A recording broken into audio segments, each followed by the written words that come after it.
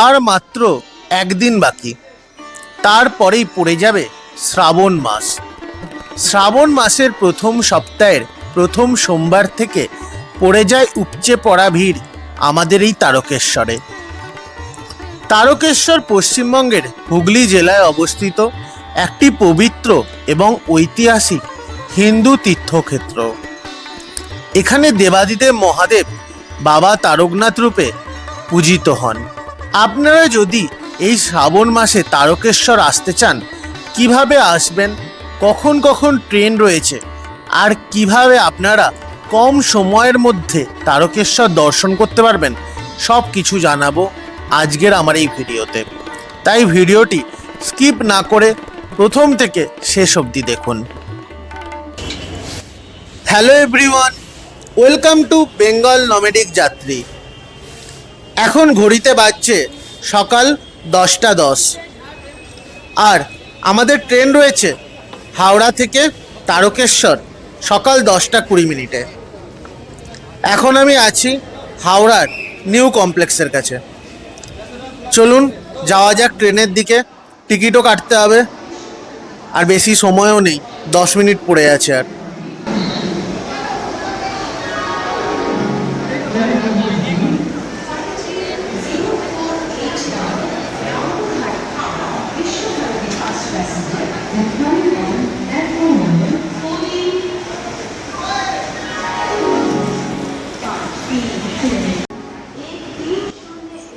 আমাদের ট্রেন প্ল্যাটফর্মে দিয়ে দিয়েছে।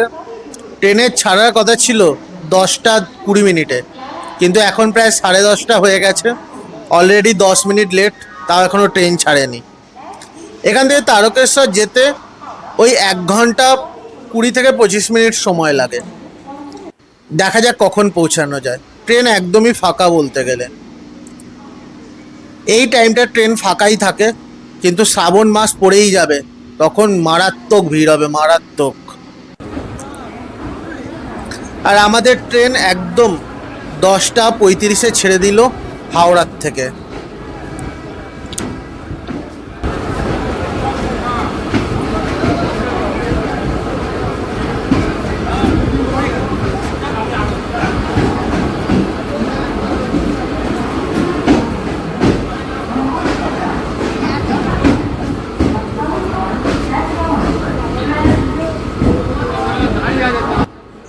হাওড়া থেকে তারকেশ্বরের দূরত্ব হলো মাত্র 55 কিলোমিটার, আর আমাদের ট্রেন সময় নেবে 1 ঘন্টা 25 মিনিট।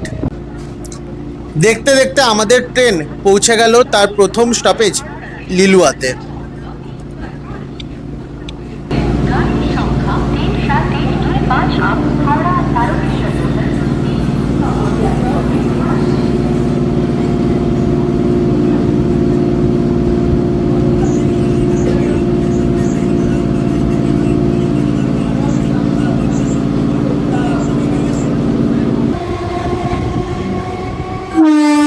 এই ডান দিকের যে লাইনটা চলে যাচ্ছে, এখন জঙ্গল হয়ে রয়েছে, এই লাইনটা দিয়ে একসময় বেলুর মঠে ট্রেন যেত। সেই ট্রেনটা আপাতত বন্ধ করে দেওয়া হয়েছে, কিন্তু ওই ট্রেনটা করলে আপনারা একদম বেলুর মঠ পৌঁছে যেতেন। আর আমাদের ট্রেন বলতে বলতে ঢুকে গেল তার পরের স্টপেজ বেলুর স্টেশনে। বেলুর স্টেশন থেকেও আপনারা বেলুর মঠ অনায়াসে চলে যেতে পারেন। এখান থেকে ট্রেন থেকে নেমেই টোটো ধরলে আপনারা চলে যাবেন বেলুর মঠ। আবার বেলুর মঠ থেকে লঞ্চ পার হলে আপনারা এখান থেকেও দক্ষিণেশ্বর যেতে পারেন।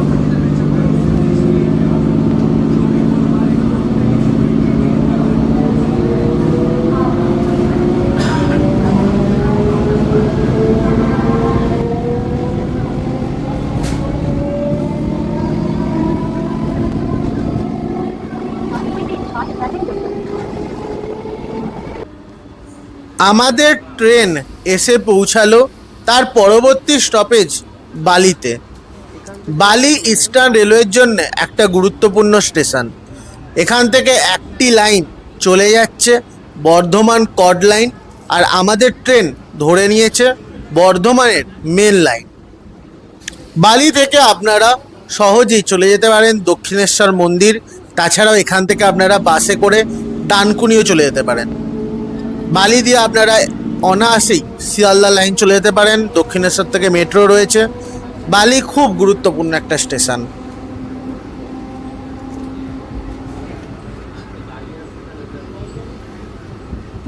আমাদের ট্রেন এসে পৌঁছালো কোন্নগর।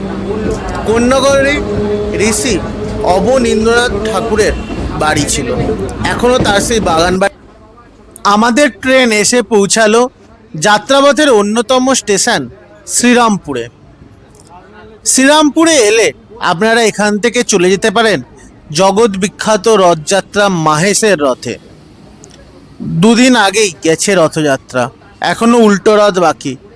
আপনারা যদি রথযাত্রা দেখতে চান, আমাদের পশ্চিমবঙ্গে সব থেকে বড় রথযাত্রা দেখতে চান, তাহলে আপনাদের চলে আসতে হবে এই মাহেশ। মাহেশে খুব বড় করে রথযাত্রা পালিত হয়। শ্রীরামপুরেই ছিল আমাদের দেশের সবথেকে প্রথম, এশিয়ার সবথেকে প্রথম কলেজ শ্রীরামপুর কলেজ, প্রথম ডিগ্রি কলেজ এটি। এছাড়াও আপনারা শ্রীরামপুরে এলে পশু পাখি প্রভৃতির ভালো ভালো কাউন্টার পেয়ে যেতে পারেন। আমাদের যেমন কলকাতায় রয়েছে গালফ স্ট্রিট, সেই রকম এখানেও রয়েছে শ্রীরামপুরে। এখানেও অনেক কমে অনেক পাখি পশু কুকুর ভালো মতো পেয়ে যাবেন।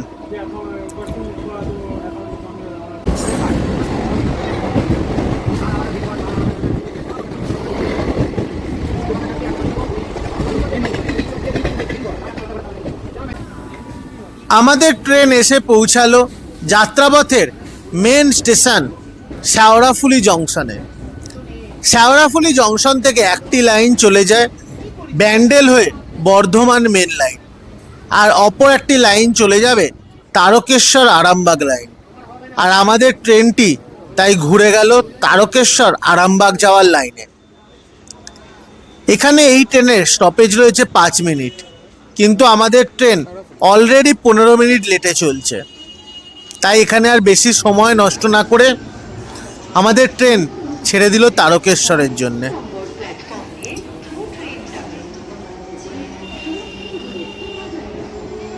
শ্রাবণী মেলার সময় ভক্তরা এই তারকেশ্বরে যাওয়ার জন্যে এই শেওড়াফুলি জংশনের গঙ্গার ঘাট থেকে জল নিয়ে বাঁকে করে যান তারকেশ্বরে বাবা তারকনাথের মাথায় ঢালার জন্যে। এই সময় পায়ে যাওয়ার রাস্তাটি মানে সড়ক পথ অত্যন্ত সুন্দরভাবে আলোয় আলোকিতভাবে সাজানো হয়েছে। যদি সম্ভব হয় আমি সেই ভিডিও বানাবো।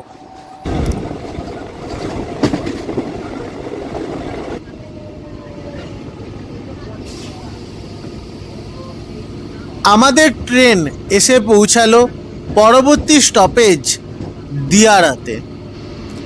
দিয়ারা স্টেশন কোড হলো DIH। এই দিয়ারাতে রয়েছে অসংখ্য বাগানবাড়ি।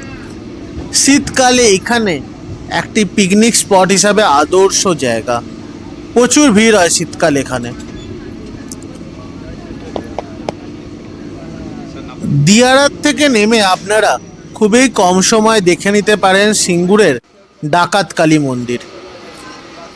এই রুটের এবার ট্রেন চলাচল অনেক কমে যাবে, আর সেই ঘন ঘন ট্রেন নয়। এবার পাবেন আপনারা এই রুটে প্রাকৃতিক পরিবেশের সৌন্দর্য, শুধু গাছগাছালি জমি আর এরকম সুন্দর সুন্দর পরিষ্কার স্টেশন, আর সাথে পাবেন কিছু অজানা রেল স্টেশনও।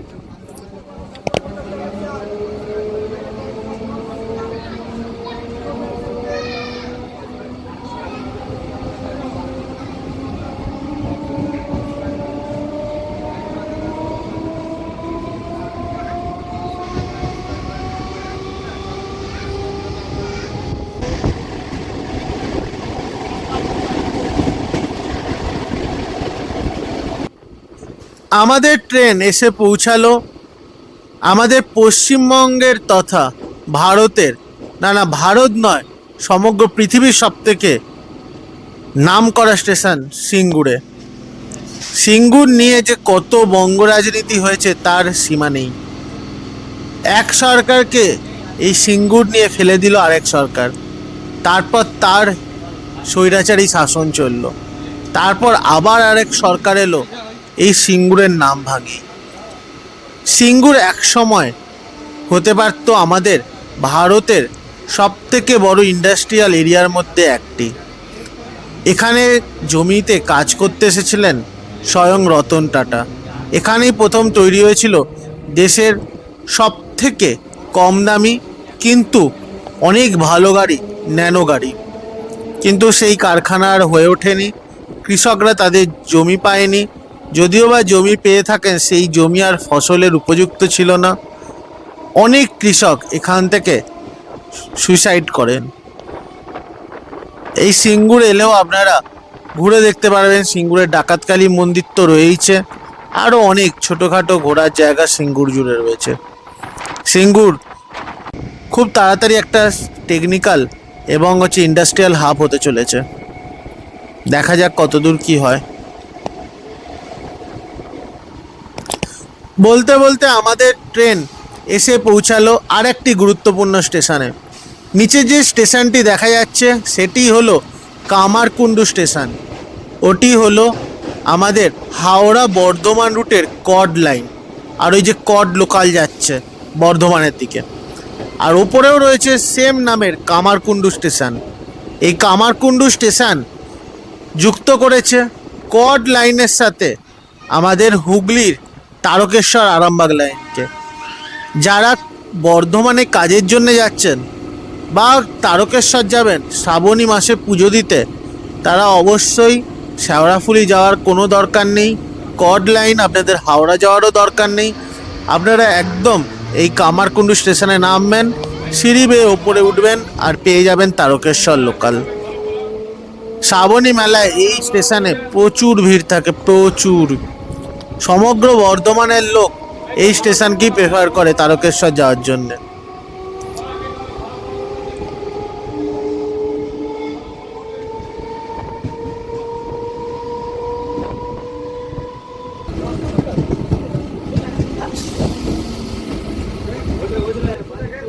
আমাদের ট্রেন এসে পৌঁছালো যাত্রাপথের একটা অন্যতম স্টেশন হরিপালে। এই হরিপাল থেকে আপনারা পাশেই পেয়ে যাবেন বাস স্ট্যান্ড। সেখান থেকে তারকেশ্বর, আরামবাগ, বাঁকুড়া, বীরভূম সমগ্র জায়গায় যাওয়ার বাস পেয়ে যাবেন। হরিপালেই আমাদের ট্রেনের বেশিরভাগ লোক নেমে গেলেন। ট্রেন প্রায় ফাঁকাই হয়ে গেল। এবার আসি আপনাদের এই ট্রেনের সময়ের কথায়। আমাদের এই তারকেশ্বর রুটের ট্রেন প্রত্যেক দিন শুরু হয়ে যায় ভোরবেলা 4টের থেকে। 45 মিনিট অন্তর পেয়ে যাবেন আপনারা তারকেশ্বর লোকাল। আবার মাঝে মাঝে রয়েছে কিছু আরামবাগ লোকালও, আবার কিছু রয়েছে গোঘাট লোকাল। আপনারা আরামবাগ বা গোঘাট লোকালে করেও চলে আসতে পারেন তারকেশ্বর, আর তারকেশ্বর লোকাল তো রয়েইছে আসার জন্যে। সুতরাং আপনাদের মিনিমাম আধ ঘন্টা থেকে 45 মিনিট ছাড়া ছাড়াই ট্রেন পেয়ে যাবেন তারকেশ্বরের উদ্দেশ্যে। এবার আসি শ্রাবণী মেলায়। শ্রাবণী মেলার জন্যে আমাদের গভর্নমেন্ট অনেক ট্রেন চালায়। আর এবছর যেহেতু সেন্ট্রাল গভর্নমেন্ট আর স্টেট গভর্নমেন্ট একই হয়ে গেছে, তো প্রচুর ট্রেন দেওয়া হয়েছে। 24 ঘন্টাই চলবে এই ট্রেন। প্রতি সোমবার রাত 12টার থেকে দুপুর 12টা এবং তার পরের দিনে রাত 12টা অবধি 20 মিনিট ছাড়া ছাড়া আপনারা পেয়ে যাবেন তারকেশ্বর লোকাল। তো এবছর আমার মনে হয় না আর কোনো ট্রেনের প্রবলেম থাকবে তারকেশ্বরে আসার জন্য। আর আমাদের ট্রেন এসে গেল তার পরবর্তী হল্ট বাহিরখণ্ডে।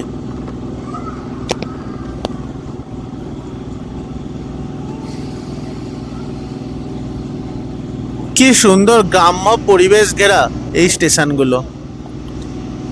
এই সব স্টেশনে বসে থাকলে একদম সময়ের পর সময় কেটে যাবে, কোনো ঠিক নেই। এই স্টেশনগুলো সুন্দরভাবে তৈরি করা হচ্ছে। আর আমাদের ট্রেন এখানে হয়ে গেছে প্রায় 20 মিনিট লেট। আর আমাদের ট্রেন ছেড়ে দিল বাহিরখণ্ড থেকে।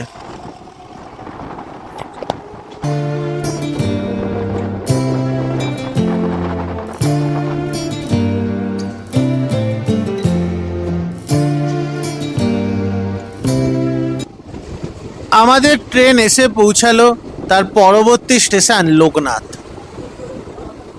এরপরেই আমরা পেয়ে যাব তারকেশ্বর স্টেশন। লোকনাথ স্টেশনটি একদমই দুটো প্ল্যাটফর্মের স্টেশন, একদমই ফাঁকা। আর যদিও বা দু একজন লোক ছিল তাও ফাঁকা হয়ে গেল, ট্রেন এখন একদম ফাঁকা। কি সুন্দর চারিদিকে প্রাকৃতিক পরিবেশ, ধানের জমি, আর তার কাছে মাঝখানে এক টুকরো একটা স্টেশন। এইসব স্টেশনগুলো দারুণ লাগে, দারুণ। অনেক মানুষের কাছে এই স্টেশনগুলো আজও অজানা। ভাগ্যিস এই রুটে কোনো এক্সপ্রেস ট্রেন নেই, সব লোকাল ট্রেন এই রুটে। আর দেখতে দেখতে আমাদের ট্রেন পৌঁছে গেল যাত্রাপথের অন্তিম স্টেশন তারকেশ্বরে। আপনারা শ্রাবণী মেলায় যখন আসবেন তখন দেখবেন এখানে কি পরিমাণে ভক্তের সমাগম হয়। এই স্টেশনে দাঁড়াবার পর্যন্ত জায়গা পাওয়া যায় না এই শ্রাবণী মেলার সময়।